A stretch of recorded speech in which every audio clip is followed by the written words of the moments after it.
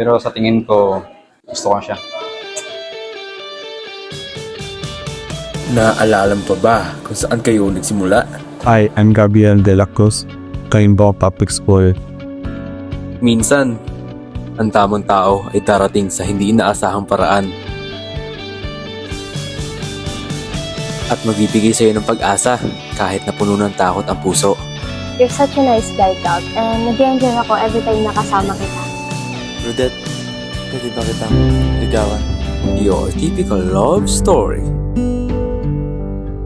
Love, do you know, there's a new restaurant sa Plaza and I want to try the recipes.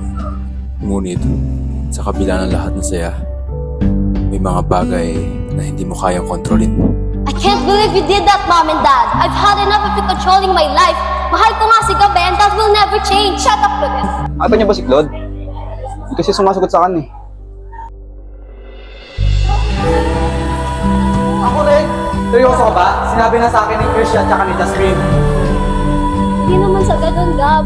Sasabihin ko naman sa'yo eh. Totoo ba? Oo nga.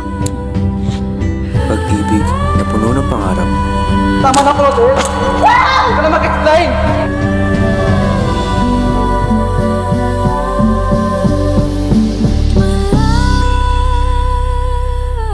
Ngunit sa huli, nag-iwan ng sakit.